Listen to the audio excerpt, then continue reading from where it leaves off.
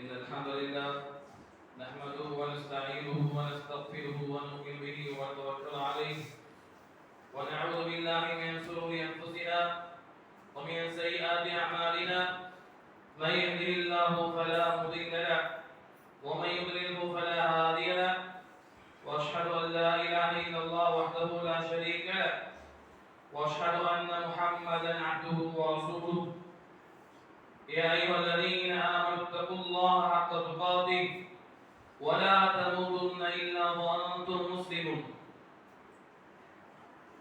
قال رسول الله صلى الله عليه وسلم إن أصدق الحديث كتاب الله وأصدق الهدي هدي محمد صلى الله عليه وسلم وشر الأمور محدثاتها وكل محدثة بدعة وكل بدعة ضلالة وكل ضلالة في النار. எல்லாரோடும் புகழ்ச்சியும் நம்மை எல்லாம் படைத்து கண்காணித்துக் கொண்டிருக்கிற அல்லாஹ் ஒருவனுக்கு உரித்தாகுமாக. அவனது அன்பு கிருபையும் அவனால் தேர்வு செய்யப்பட்ட இறை தூதர்கள் யாவரின் மீதும் அதன் வழிவந்த முஸ்லிம்கள் அனைவரின் மீதும் குறிப்பாக நம்முடைய தூதர் நம்முடைய உயிரை விட மேலான முஹம்மது ரசூலுல்லாஹ் ஸல்லல்லாஹு அலைஹி வஸல்லம் அவர்கள் மீதும் அன்னாருடைய வாழ்க்கை வழிமுறைகளை அப்படியே பின்பற்றி வாழ்ந்த அன்னாருடைய குடும்பத்தார்கள் தோழர்கள் அதன் வழிவந்த இமாம் பெருமக்கள் ஏனைய முஸ்லிம்கள் அனைவரின் மீதும் இந்த உலகத்திலே முஸ்லிம்களாக வாழ்ந்து கொண்டிருக்கிற இனி முஸ்லிம்களாக வாழ இருக்கிற எல்லா முஸ்லிம்களின் மீதும் அல்லாஹ்வுடைய அன்பும் கிருபையும் என்றென்றும் நிலவட்டுமாக பிரார்த்தனை செய்வதாக இந்த ஜும்ஆ பிரசங்கத்தை துவங்குகிறேன். நபிக்குரியவர்களே, இந்த ஜும்ஆ பிரசங்கத்தின் மூலமாக முதலில் பேசுகிற எனக்கும் பிறகு கேட்டுக்கொண்டிருக்கிற உங்களுக்குமான உபதேசமாக நாம் தேர்வு செய்திருக்கிற தலைப்பு செல்வம் ஒரு சோதனையே என்கிற தலைப்பின் கீழே சில செய்திகளை உங்களுக்கு மத்தியிலே நான் ஞாபகப்படுத்திக் கொள்ள ஆசைப்படுகிறேன். நபிக்குரியவர்களே, இந்த உலகத்திலே செல்வத்தை பொருளாதாரத்தை விரும்பாத மனிதர்கள் யாரும் இருக்க முடியாது. செல்வம் பொருளாதாரம் வேண்டும் என்றுதான் அனைத்து மக்களும் ஆசைப்படுகிறார்கள். அதற்காகத்தான் நாள்தோறும் உழைத்துக் கொண்டிருக்கிறார்கள், ஓடிக்கொண்டிருக்கிறார்கள். செல்வம் என்பது மனிதனுடைய வாழ்க்கையிலே அவனுடைய அன்றாட வாழ்க்கைக்கு தேவையான ஒரு அடிப்படையான ஒரு விஷயமாக இருக்கிறது. செல்வத்தை விரும்பாத மக்கள் நம்மிலே யாரும் இருக்க முடியாது. அன்பானவர்களே, அந்த செல்வத்தை பற்றி, பொருளாதாரத்தை பற்றி, வசதி வாய்ப்புகளை பற்றி அல்லாஹ்வுடைய மார்க்கம் என்ன சொல்லித் தருகிறது என்கிற செய்திகளை நாம் தெரிந்து கொள்ள வேண்டும். மார்க்கம் சொல்லக்கூடிய அந்த அளவுகோலை நம்முடைய மனதிலே பதிய வைத்து பொருளாதாரத்தை நாம் பயன்படுத்த வேண்டும். இது நம்முடைய கட்டாயமாக இருக்கிறது. அன்பானவர்களே, பொருளாதாரம் செல்வம் சோதனையாக இருக்கிறது என்று அல்லாஹ் ரப்பல் ஆலமீன் நேரடியாக குர்ஆனிலே சொல்கிறார். வஅலமு அன்னமா அம்வாலுக்கும் வ அவுலாதுக்கும் ஃபித்னத்துன், அறிந்து கொள்ளுங்கள், உங்களுடைய பொருளாதாரம் உங்களுடைய பிள்ளை செல்வங்கள் இந்த இரண்டுமே உங்களுக்கு சோதனையாக இருக்கிறது என்று அல்லாஹ் ரப்பல் ஆலமீன் குர்ஆனிலே சொல்லித் தருகிறார். அல்லாஹ்வுடைய நேரடியான வார்த்தையாக இருக்கிறது. பொருளாதாரம் நம்முடைய பிள்ளை செல்வங்கள் நமக்கு சோதனையாக அல்லாஹ் வைத்திருக்கிறார். எனவே அதிலே நாம் மிக மிக எச்சரிக்கையாக இருக்க வேண்டும் என்று அல்லாஹ் ரப்பல் ஆலமீன் இந்த வசனத்தின் மூலமாக நமக்கு சொல்லி காட்டுகிறார். அல்லாஹ் ரப்பல் ஆலமீன் இப்படியெல்லாம் சொல்கிறார். வமா அம்வாலுக்கும் வல அவுலாதுக்கும் பில்லதி துகர்ரிபுக்கும் இந்தனா சுல்ஃபா, உங்களுடைய பொருளாதாரமோ உங்களுடைய பிள்ளை செல்வங்களோ எதுவுமே என் பக்கம் உங்களை நெருக்கி வைக்காது என்று அல்லாஹ் சொல்கிறார். உங்களுடைய பொருளாதாரம் உங்களுடைய பிள்ளை செல்வங்கள் எதுவுமே என் பக்கம் உங்களை நெருக்கி வைக்காது. எவர்கள் இல்லாமல் ஆமன வாமில சாலிஹன், எவர்கள் அந்த பொருளாதாரம் இருந்தும் பிள்ளை செல்வங்கள் இருந்தும் எவர்கள் நல்ல அமல்கள் செய்கிறார்களோ அவர்கள் தான் என் பக்கம் நெருங்குவார்கள், அவர்களுக்கு லஹும் ஜஸாஉன் திஅஃபி, அவர்களுக்கு பல மடங்கு கூலி உண்டு என்று அல்லாஹ் ரப்பல் ஆலமீன் சொல்லி காட்டுகிறார். அன்பானவர்களே, பொருளாதாரத்தின் மூலமாக, குழந்தை செல்வத்தின் மூலமாக நாம் அல்லாஹ்வின் பக்கம் நெருங்க முடியாது, அல்லாஹ்வை விட்டு அது தூரமாக்கும் என்கிற கருத்தை அல்லாஹ் ரப்பல் ஆலமீன் இந்த வசனத்தின் மூலமாக நமக்கு சொல்லி காட்டுகிறார். அல்லாஹ் ரப்பல் ஆலமீன் தொடர்ந்து சொல்கிறார், அல் மாலு வல் பனூன ஸீனத்துல் ஹயாத்தித் துன்யா, இந்த பொருளாதாரம் பிள்ளை செல்வங்கள் இருக்கிறதே, இது ஸீனத்துல் ஹயாத்தித் துன்யா, அவைகள் இந்த உலகத்தினுடைய அலங்காரமாக இருக்கிறது. உலகத்திற்கு மட்டும் தேவைப்படக்கூடிய ஒரு அலங்காரம் தான், நாம் விரும்பக்கூடிய ஒரு அலங்காரம் தான். ஆனால் வல் பாக்கியாத்து ஸாலிஹாத்து கைருன் இன்த ரப்பிக ஸவாபன் வ கைருன் அமலா, நீங்கள் செய்யக்கூடிய நல்ல அமல்கள் தான் அல்லாஹ்விடத்திலே நன்மையால் சிறந்தது, அல்லாஹ்விடத்திலே சுவர்க்கத்தை ஆதரவு வைப்பதற்கு சிறந்தது என்று அல்லாஹ் ரப்பல் ஆலமீன் சொல்லி காட்டுகிறார். அன்பானவர்களே, இந்த செல்வம், பொருளாதாரம், பிள்ளை செல்வம் அனைத்துமே செல்வம் என்று நாம் சொல்கிறோம் ஒரே வார்த்தையிலே. இவைகள் அனைத்துமே உலகத்தினுடைய அலங்காரம், அல்லாஹ்வை விட்டும் தூரமாக்கக்கூடிய ஒன்று என்பதை இந்த வசனங்கள் எல்லாம் நமக்கு சொல்லித் தருகிறது. அல்லாஹ் ரப்பல் ஆலமீன் இப்படியும் குர்ஆனிலே சொல்கிறான், நேரடியாக சொல்கிறான், யா அய்யுஹல் லதீன ஆமனூ லா துல்ஹிக்கும் அம்வாலுக்கும் வலா அவுலாதுக்கும் அன் திக்ரில்லாஹ், ஈமான் கொண்ட மக்களே, உங்களுடைய பொருளாதாரமோ, உங்களுடைய வசதி வாய்ப்புகளோ, அதே போல உங்களுடைய பிள்ளை செல்வங்களோ உங்களை அல்லாஹ்வை நினைவு கூர்வதை விட்டும் பாராமுகமாக்கி விட வேண்டாம் என்று அல்லாஹ் சொல்கிறான். அல்லாஹ்வை நினைவு கூர்வதை விட்டும் உங்களை பொடுபோக்காக ஆக்கிவிட வேண்டாம், அதிலே நீங்கள் எச்சரிக்கையாக இருங்கள் என்று அல்லாஹ் ரப்பல் ஆலமீன் சொல்லித் தருகிறான். அல்லாஹ் ரப்பல் ஆலமீன் இப்படி சொல்கிறான், இன்னமின் அவுலாதிக்கும் வ இன்னமின் அம்வாலிக்கும் வ அவுலாதிக்கும் அதுவல் லக்கும் ஃபஹ்தரூ. அல்லாஹ் ரப்பல் ஆலமீன் இன்னும் தெளிவாக சொல்கிறான், உங்களுடைய பொருளாதாரத்திலும் உங்களுடைய பிள்ளை செல்வங்களிலும் உங்களுக்கு விரோதிகள் இருக்கிறார்கள். உங்களுடைய பொருளாதாரம் உங்களுக்கு விரோதியாக இருக்கும், உங்களுடைய பிள்ளை செல்வங்கள் விரோதியாக இருப்பார்கள். அதை எப்படி நீங்கள் கையாளுகிறீர்கள் என்பதை பொறுத்து தான் அது இருக்கிறது. அல்லாஹ் ரப்பல் ஆலமீன் யதார்த்தத்தை சொல்கிறான், உங்களுடைய பிள்ளைகளிலே, உங்களுடைய பொருளாதாரத்திலே உங்களுக்கு விரோதிகள் இருக்கிறார்கள். ஃபஹ்தரூ, நீங்கள் அவர்கள் விஷயத்திலே மிக மிக எச்சரிக்கையாக இருங்கள் என்று அல்லாஹ் ரப்பல் ஆலமீன் சொல்லித் தருகிறான்.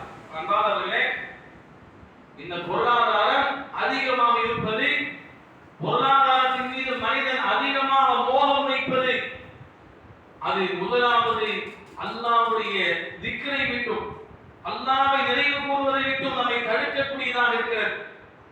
அல்லாஹ்வை நினைவு கூர்வதை விட்டும் தடுக்கக்கூடியது மட்டும்தான் இந்த உலகத்திலே நமக்கு ஏற்படக்கூடிய சோதனைகளை மிகப்பெரிய சோதனை.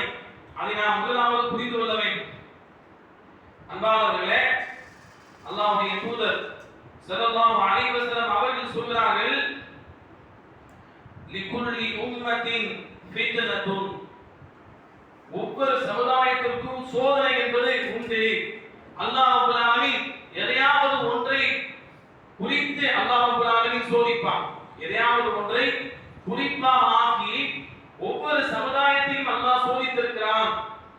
என்னுடைய சமுதாயத்திற்கு சோதனை என்பது, அல்லாஹ்வுடைய தூதர் ஸல்லல்லாஹு அலைஹி வஸல்லம் சொல்கிறார்கள், வ இன்ன ஃபித்னத் உம்மதி அல் மால், என்னுடைய சமுதாயத்திற்கு உண்டான சோதனை என்பதே அது பொருளாதாரம், வசதி வாய்ப்புகள் என்று அல்லாஹ்வுடைய தூதர் ஸல்லல்லாஹு அலைஹி வஸல்லம் அவர்கள் சொல்லக்கூடிய செய்தியை இப்னு ஹிப்பான் போன்ற கிரந்தத்திலே நாம் பார்க்க முடிகிறது. அன்பானவர்களே, அல்லாஹ்வுடைய தூதர் ஸல்லல்லாஹு அலைஹி வஸல்லம் அவர்களும் அல்லாஹ்வும் தெளிவாக சொல்லிவிட்டார்கள், இந்த பொருளாதாரம் என்பது நமக்கு சோதனை தான். எனவே பொருளாதாரம் அதிகமாக வேண்டும் என்று நாம் ஆசைப்படக்கூடிய விஷயத்திலே நாம் மிக மிக எச்சரிக்கையாக இருக்க வேண்டும் என்பதை இது போன்ற வசனங்கள், ஹதீஸ்கள் நமக்கு சொல்லித் தருகிறது. அன்பானவர்களே, அல்லாஹ் சொல்கிறானா இல்லையா, அல்லாஹ்வுடைய நினைவை விட்டு உங்களை பொருளாதாரம் தடுக்கும் என்று அல்லாஹ் சொல்கிறான். அப்படி தடுக்காமல் நீங்கள் எச்சரிக்கையாக இருங்கள் என்று அல்லாஹ் சொல்கிறான். அல்லாஹ்வுடைய திக்ர் என்றால் என்ன? சுப்ஹானல்லாஹ் அல்ஹம்துலில்லாஹ் என்ற திக்ர் செய்வது மாத்திரம் குர்ஆனுடைய ஹதீஸுடைய பாதையிலே திக்ர் என்று சொல்லப்படவில்லை. மாறாக நாம் தொழக்கூடிய தொழுகையும் அல்லாஹ் ரப்பல் ஆலமீன் திக்ர் என்று சொல்கிறான். வாகிமிஸ் ஸலாத்த லிதிக்ரி, மூசா அலைஹிஸ்ஸலாத்தை பார்த்து அல்லாஹ் சொன்னான், என்னை நீங்கள் நினைவு கூறுவதற்காக திக்ர் செய்வதற்காக தொழுகுங்கள் என்று அல்லாஹ் சொல்கிறான். அல்லாஹ்வை நினைவு கூறக்கூடிய முக்கியமான ஒரு விஷயம் தொழுகையாக இருக்கிறது. அதே போல அல்லாஹ் ரப்பல் ஆலமீன் சொல்கிறான், வஅன்ஸல்னா இலைக்க ذிக்ரா லிதுபய்யின லின்னாஸ். அல்லாஹ் ரப்பல் ஆலமீன் குர்ஆனை பற்றி சொல்லும் பொழுது அதை திக்ர் என்று சொல்கிறான். அல்லாஹ்வை நினைவு கூறக்கூடிய விஷயம் என்று அல்லாஹ் சொல்கிறான். அதே போல அல்லாஹ் ரப்பல் ஆலமீன் சொல்கிறான், யா அய்யுஹல்லதீன ஆமனூ இதா நூதிய லிஸ்ஸலாத்தி மின் யௌமில் ஜும்ஆத்தி ஃபஸ்அவ் இலா திக்ரில்லாஹ். ஜும்மாவுடைய நாளிலே பாங்கோசை சொல்லப்பட்டு விட்டால், பாங்கு சொல்லப்பட்டு விட்டால் நீங்கள் அல்லாஹ்வை நினைவு கூறுவதன் பக்கம் திரும்புங்கள் என்று அல்லாஹ் சொல்கிறானே. ஜும்மாவில் பேசக்கூடிய உபதேசத்தை பற்றி அல்லாஹ் சொல்கிறான். அதற்கு மார்க்கத்தில் திக்ர் என்று அர்த்தம், அல்லாஹ்வை நினைவு கூறுவது என்று அர்த்தம். இப்படியான எல்லா நல் அமல்களும் திக்ர் என்று சொன்னாலும் அது நிலையாக ஆகாது. அந்த அளவிற்கு அல்லாஹ்வுடைய நினைவை விட்டும் அனைத்து அமல்களை விட்டும் தடுக்கக்கூடியதாக இந்த பொருளாதாரம் இருக்கிறது. அதை நாம் மிக மிக எச்சரிக்கையாக நாம் கையாள வேண்டும். இன்றைக்கு மனிதன் பொருளாதார ஆசையின் மூலமாகத்தானே அல்லாஹ்வை தொழுவாமல் இருக்கிறான். அல்லாஹ்வுடைய ஐநேர கடமை எதற்காக அவன் மறுக்கிறான், எதற்காக புறம் தள்ளுகிறான்? பொருளாதாரத்தின் தேவை. ஃபஜ்ருடைய தொழுகைக்கு எதற்காக வரவில்லை? இரவு கடையை அடைப்பதற்கு நேரமாகிவிட்டது, அலுப்பாக இருந்தது. சரி, நுகருக்கு எதற்கு வரவில்லை என்று கேட்டால் என்ன சொல்வார்கள்? கடையிலே ஆட்கள் கிடையாது, சாப்பிட செல்லக்கூடிய நேரம்.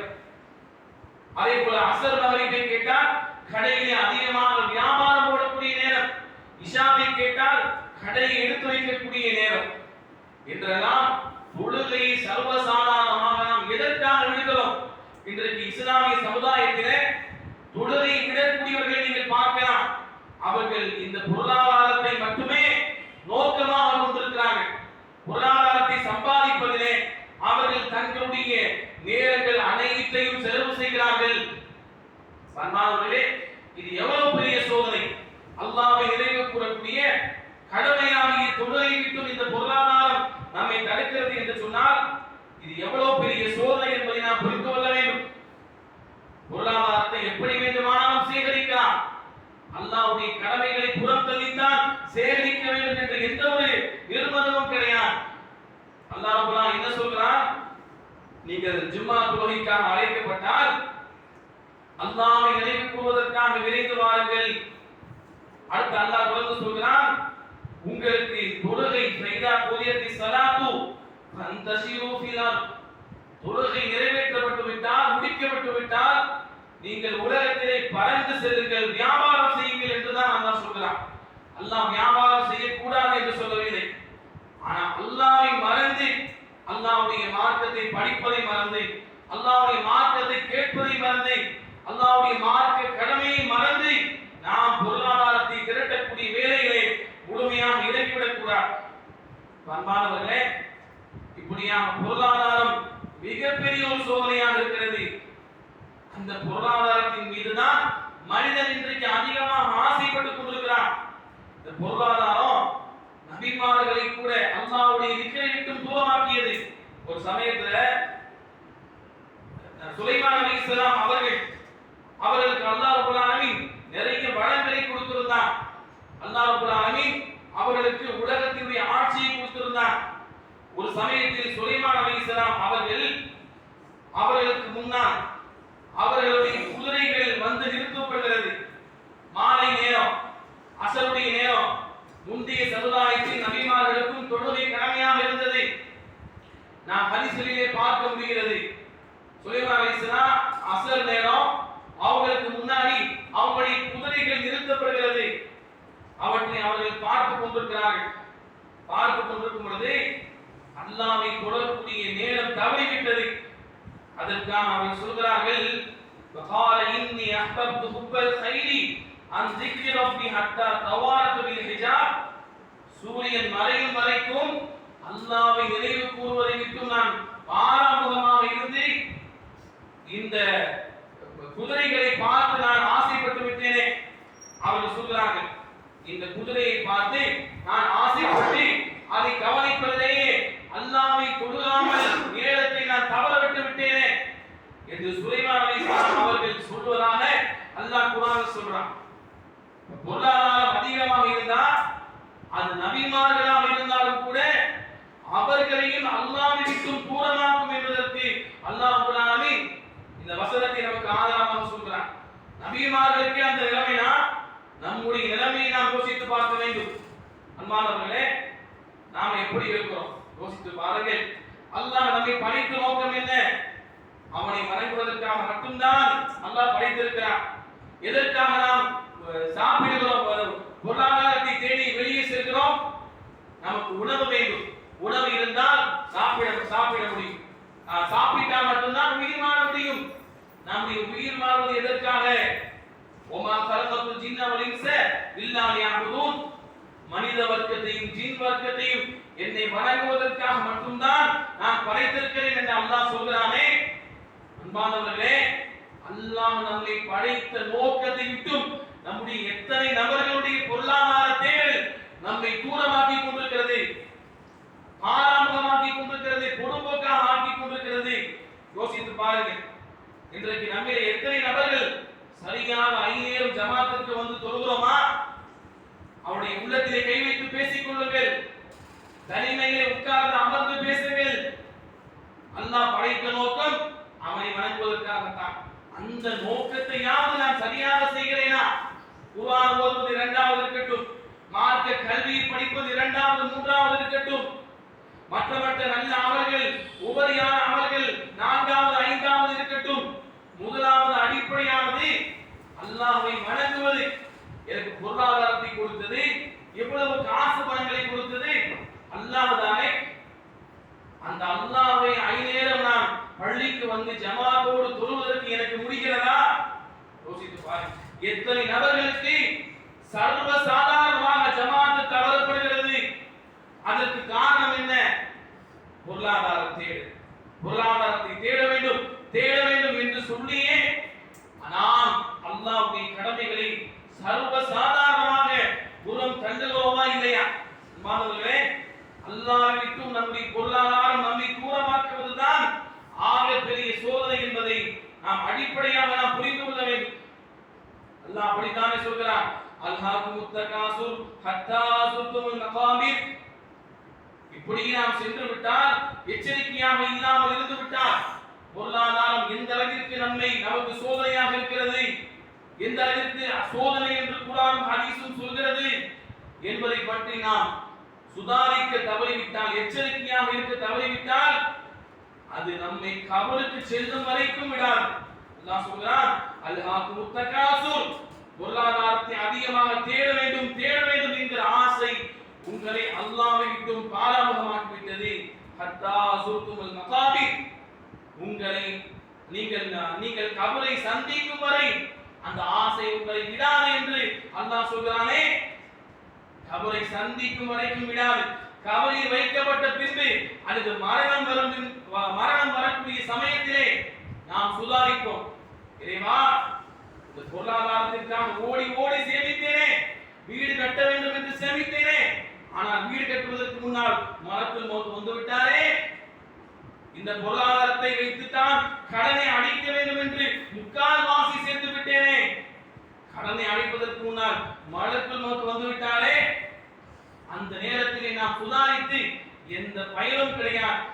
மாணவர்களே, எனவே நாம் மிக எச்சரிக்கையாக இருக்க வேண்டும். ஒன்று பொருளாதாரம் அல்லாஹ்வை விட்டு தூரமாகும்.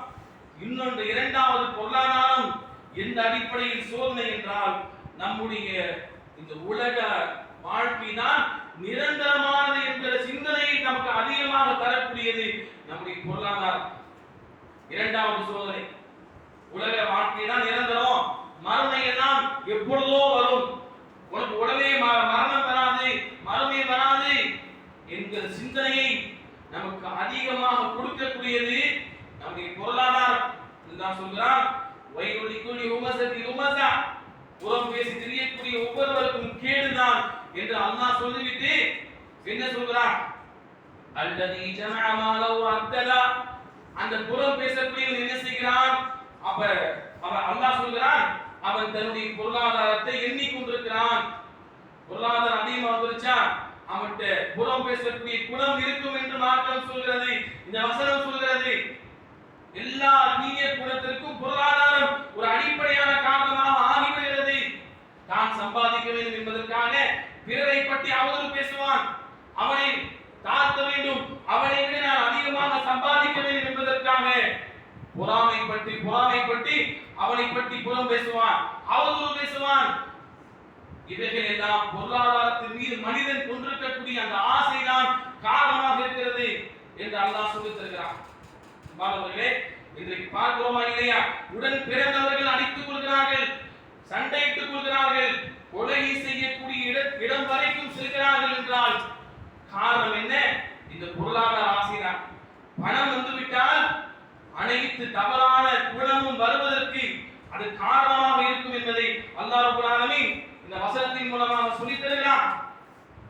ஒவ்வொரு புறம் பேசக்கூடிய மனிதனுக்கும் கேடுதான். அவன் தன்னுடைய பொருளாதாரத்தை எண்ணிக்கொண்டே இருக்கிறான். அவன் நினைக்கிறான், யஹ்சபு அன்ன மாலஹு அஃலதா, என்னுடைய பொருளாதாரம் என்னை இந்த உலகத்திலே நிரந்தரமாக தங்கச் செய்யும் என்று அவன் எண்ணிக்கொண்டிருக்கிறான் என்று அல்லாஹ் சொல்கிறான். அன்பானவர்களே, பொருளாதாரம் அதிகமாக இருப்பது இந்த உலகத்திலே நிரந்தரமாக என்னை தங்க வைக்கும் என்கிற ஒரு சிந்தனை ஏற்படுத்தும். எனவே பொருளாதார விஷயத்திலே நாம் மிக மிக எச்சரிக்கையாக இருக்க வேண்டும். அல்லாஹ் ரப்பல் ஆலமீன் எச்சரிக்கையாக இருக்கக்கூடிய மக்கள் ஆவதற்கு அருள் செய்வானாக. ஆமீன் ரப்பல் ஆலமீன்.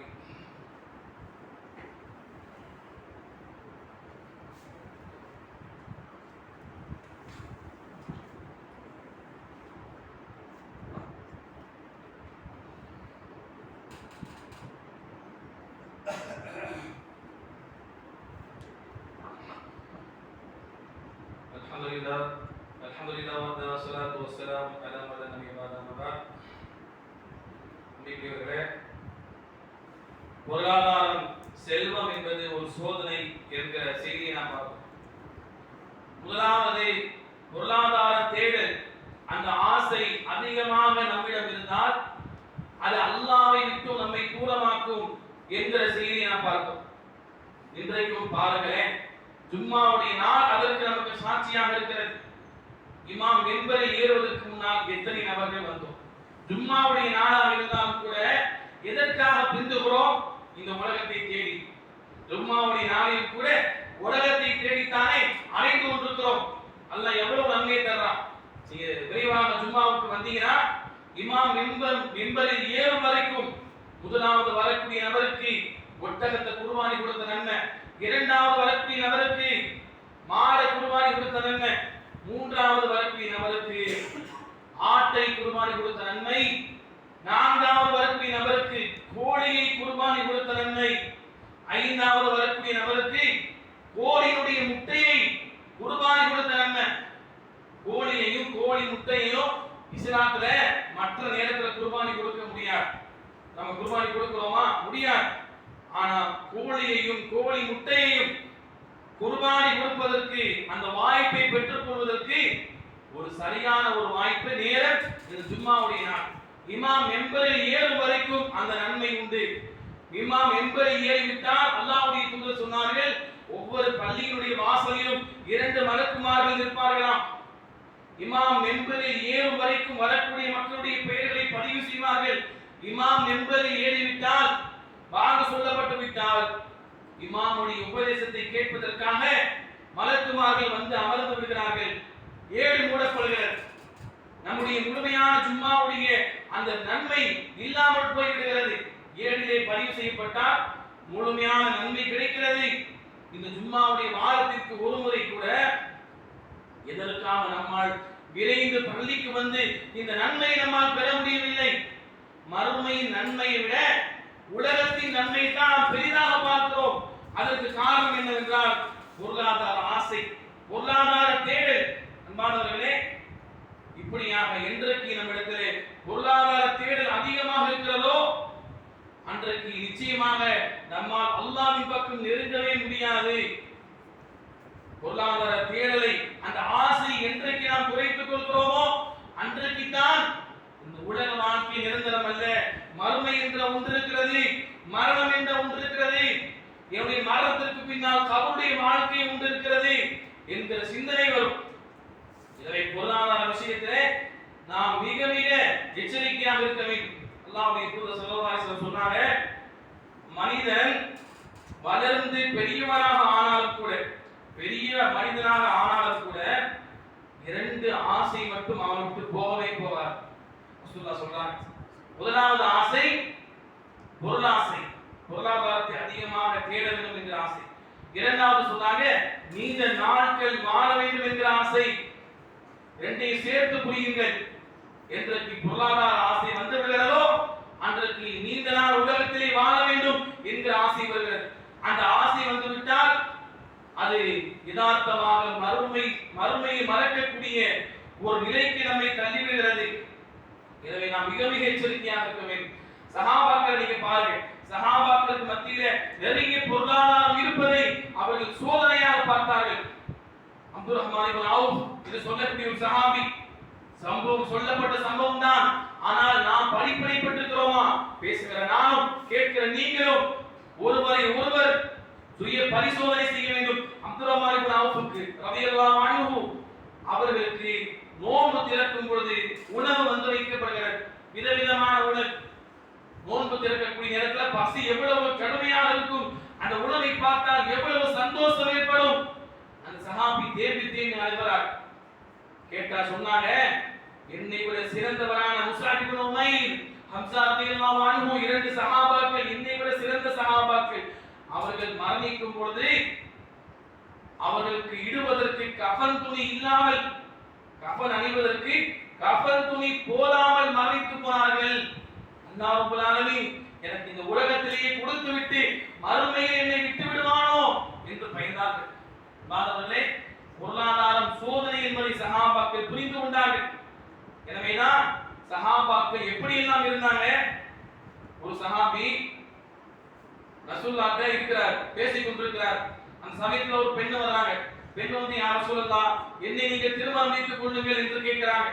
ரசூலுல்லாஹ் அந்த பெண்ணை திருமணம் முடிக்க மனசு இல்லை. அப்ப பக்கத்துல இருந்த ஒரு சஹாபி, யா ரசூலுல்லாஹ் நான் இந்த பெண்ணை திருமணம் முடித்துக் கொள்கிறேன் என்று சொல்கிறாங்க. ரசூலுல்லாஹ் கேட்டாங்க, திருமணம் முடிக்கிறியா? அந்த பெண்ணுக்கு மகர் கொடுப்பதற்கு நீ என்ன வைத்திருக்கிறாய் என்று கேட்கும் பொழுது அவர் சொன்னார், யா ரசூலுல்லாஹ் நான் தங்கி இருக்கிற வீடு, அந்த வீடு மட்டும்தான், வீட்டுல பொருள் எதுவும் கிடையாது பெருசா, நான் போட்டிருக்கக்கூடிய இந்த ஆடை இது மட்டும்தான் யா ரசூலுல்லாஹ் எனக்கு சொந்தமானது, இந்த பெண்ணுக்கு மகராக கொடுப்பதற்கு எதுவுமே இல்லை யா ரசூலுல்லாஹ் என்று சொன்னார்கள். அப்ப ரசூலுல்லாஹ் சொன்னாங்க, அப்படியா, சரி இருந்தாலும் நீங்க வீட்டுல போய் ஒரு சின்ன இரும்பு மோதிரத்தையாவது எடுத்து விட்டு வாருங்கள் என்று சொன்னார்கள். ஒரு மோதிரமாவது கிடைக்குமா என்று பாருங்கள் என்று சொன்னார்கள். அந்த சஹாபி வீட்டுக்கு போறார். போய் பார்த்தா சின்ன இரும்பு மோதிரம் கூட கிடைக்கல, வீட்டுல அது கூட இல்லை. இன்னைக்கு நம்ம எவ்வளவு வசதி வாய்ப்போடு இருக்கிறோம் யோசித்து பாருங்கள். திருமண சஹாபி வர்றார், யா ரசூலுல்லாஹ் எனக்கு இரும்பு மோதிரம் கூட கிடைக்கவில்லை யா ரசூலுல்லாஹ், சரி இப்ப என்ன செய்வ மகள் கொடுப்பதற்கு? அவர் சொல்கிறார், யா ரசூலுல்லாஹ் என்னுடைய ஆடை இருக்கு, வேஷ்டி, அந்த வேஷ்டியில பாதியை கிழித்து இந்த பெண்ணுக்கு நான் மகளாக கொடுக்கட்டுமே யா ரசூலுல்லாஹ் என்று சொல்கிறார். ரசூலுல்லாஹ் ஸல்லல்லாஹு அலைஹி வஸல்லம் கேட்கிறார்கள், என்ன சொல்கிறாய், என்ன சொல்கிறீர்கள்? நீங்கள் அப்படி பாதியாக கீழாடை கிழித்து கொடுத்தால் உங்களுக்கும் போதாது, அந்த பெண்ணுக்கும் அணிவதற்கு போதாது என்று ரசூலுல்லாஹ் சொல்றாங்க. அப்ப அவர் தலை குனிந்து நிற்கிறார். யோசிச்சு பாருங்க, ஒரு இரும்பு மோதிரம் கூட கிடையாது, அணிந்திருக்கிற ஆடை தவிர வேறு எதுவும் தங்களுக்கு சொந்தமாக ஆக்கிக் கொள்ளவில்லை. ஏன் சஹாபாக்களுக்கு திறமை இல்லையா? சஹாபாக்களுக்கு உடல் ஆற்றல் இல்லையா? ஏன் அவர்களெல்லாம் திறமை இருந்தது, உடல் ஆற்றல் இருந்தது, ஆனால் அவர்கள் உலகத்திற்காக வாழவில்லை, மறுமைக்காக வாழ்ந்தார்கள். ரசூலுல்லாஹ் கேட்டாங்க, சரி மகள் கொடுக்க எதுவுமே இல்லையா? உனக்கு என்னென்ன சூறாக்கள் மனனமாக தெரியும் என்று சொல்லுங்கள். யார் சொல்லலாம்? இன்னென்ன சூறாக்கள், பெரிய சூறாக்கள் எனக்கு மனனமாக தெரியும் யா ரசூலுல்லாஹ் என்று அவர் சொல்கிறார். சொன்னதற்கு பின்பு ரசூலுல்லாஹ் ஸல்லல்லாஹு அலைஹி வஸல்லம் அவர்கள் இன்னென்ன தெரிந்த சூறாக்களை இந்த பெண்ணுக்கு நீங்கள் மனனம் இடுவதற்காக சொல்லிக் கொடுங்கள். உங்களுக்கு தெரிந்த சூறாக்கள இந்த பெண்ணுக்கு கல்வியாக கற்றுக் கொடுங்கள், அதுதான் மகர் என்று ரசூலுல்லாஹி ஸல்லல்லாஹு அலைஹி வஸல்லம் அவர்கள் மகர் பேசி திருமணம் முடித்து வைத்த செய்தியை நாம் பார்க்கிறோம். சஹாபாக்கள் எப்படி இருந்திருக்கிறார்கள் யோசித்து பாருங்கள். இன்றைக்கு அல்லாஹ் நிறைய கொடுத்திருக்கிறான். ஒவ்வொரு நாளைக்கும் விதவிதமாக ஆடை அணியக்கூடிய அளவிற்கு ஆடை இருந்தாலும் பொருளாதார ஆசை விடுகிறதா? விதவிதமாக ஒவ்வொரு நேரத்திற்கும் சாப்பிடுவதற்கு உணவு இருந்தாலும் பொருளாதார ஆசை விடுகிறதா? இல்லையே. அப்படி என்றால் அன்பானவர்களே, எந்த அளவிற்கு நாம் பொருளாதாரத்தின் மீது மிக மிக பேராசை கொள்ளக்கூடிய மக்களாக இருக்கிறோம். எனவே பொருளாதார விஷயத்தில் நாம் எச்சரிக்கையாக இருக்க வேண்டும். நாளை மறுமையிலே கேள்விகளுக்கு அதிகமாக கேட்கப்படும். யார்கிட்ட அதிகமா பொருளாதாரம் இருக்குதோ அல்லாஹ் என்ன கேட்பான்? ரசூலுல்லாஹி ஸல்லல்லாஹு அலைஹி வஸல்லம் சொல்றாங்க, 4 விஷயங்களுக்கு பதில் சொல்லாமல் அடி எடுத்து வைக்க முடியாது நாளை மறுமையிலே. அதுல ஒரு விஷயம் தான், நீ பொருளாதாரத்தை எப்படி சம்பாதித்தாய், அதற்கு ஒரு கேள்வி. எப்படி அதை ஈட்டினாய், எப்படி சம்பாதித்தாய், ஹலாலா சம்பாதித்தாயா, ஹராமாக சம்பாதித்தாயா? இன்றைக்கு பொருளாதார ஆசை நம்ம எப்படி வைத்திருக்கிறது? அல்லாஹ் பாதுகாத்த நபர்களை தவிர ஹராமோ ஹலாலோ அதுவெல்லாம் தெரியாது. மனம் வந்தா மட்டும் போதும். இன்னைக்கு மக்களை பார்க்கிறோமா இல்லையா? ரசூலுல்லாஹ் சொல்றாங்க, எப்படி சம்பாதித்தாய் அதற்கு பதில் சொல்லியாக வேண்டும். அப்ப அதிகமாக சம்பாதித்த நபர்களுக்கு அதிகமாக பதில் சொல்ல வேண்டும் மறுமையில. இரண்டாவது சொன்னாங்க, அதை எப்படி செலவழித்தாய், உனக்காக மட்டும் வைத்துக் கொண்டாயா, ஆடம்பரமாக வாழ்ந்து அதை அனுபவித்தாயா, இல்லை ஏழை மக்களுக்கு கொடுத்து உதவினாயா என்று அல்லாஹ் கேட்பான். அதுக்கெல்லாம் பதில் சொல்லி ஆக வேண்டும். அதுக்கெல்லாம் பதில் சொல்வதற்கு முன்பதாக அல்லாஹ்வுடைய தூதர் சொன்னாங்க, பணக்காரர்களை விட ஏழைகள் 50,000 வருடத்திற்கு முன்னால் சுவர்க்கத்திற்கு சென்று விடுவார்கள் என்று அல்லாஹ்வுடைய தூதர் சொன்னார். எதற்கு பணக்காரருக்கு லேட் ஆகுது? எல்லாத்துக்கும் பதில் சொல்லணும். மறுமையிலும் அந்த பொருளாதாரம் மிகப்பெரிய ஒரு சோதனையாக வந்து நமக்கு நிற்கும் என்பதை நாம் மறந்துவிடக் கூடாது. எனவே அல்லாஹ்வுடைய தூதர் சொன்னாங்க, நான் நரகத்தை பார்த்தேன், அதிலே நிறைய பெண்களை பார்த்தேன், பணக்காரர்களை பார்த்தேன், சுவர்க்கத்தை பார்த்தேன், அதிலே நிறைய ஏழைகளை பார்த்தேன் என்று அல்லாஹ்வுடைய தூதர் சொன்னார். உலகத்தில் அல்லாஹ் கொடுக்காம போயிட்டா மறுமையில சேர்த்து கொடுப்பான். உலகத்துல எல்லாத்தையும் கொடுத்துட்டானா மறுமையில கேள்விகளுக்கு அதிகமாக இருக்கும், மறுமையில கொடுக்கக்கூடிய கூலியும் குறைவாக இருக்கும். இந்த உலகத்துல அல்லாஹ் கொடுக்காம போயிட்டானா சந்தோஷப்படுங்க. அதன் மூலமாக அல்லாஹ் ரப்பல் ஆலமீன் உங்களை பாதுகாப்பான். மன நிம்மதியாக தொழ முடியும், தொழுகைக்காக நேரத்தை ஒதுக்க முடியும், திக்ர் செய்வதற்காக குர்ஆனை ஓதுவதற்காக நேரத்தை ஒதுக்க முடியும். உலகத்துல கேட்டு கிடைக்கலையா அல்லாஹ் ரப்பல் ஆலமீன் மறுமையில தருவான். அன்பானவர்களே, பொருளாதாரம் என்பது எவ்வளவு பெரிய சோதனை என்பதை நாம் புரிந்து கொள்ள வேண்டும். அல்லாஹ் ரப்பல் ஆலமீன் பொருளாதார விஷயத்திலே எச்சரிக்கையாக இருப்பதற்கு பேசுகிற எனக்கும் கேட்கிற உங்கள் அனைவருக்கும் அவசியமானவர். ஆமீன் யா ரப்பல் ஆலமீன். அகூலு கௌலி ஹாதா அஸ்தக்ஃபிருல்லாஹ் லி வ லக்கும் வ ஸாயிரில் முஸ்லிமீன் வஸ்தக்ஃபிரு இன்னஹு ஹுவல் கஃபூருர் ரஹீம்.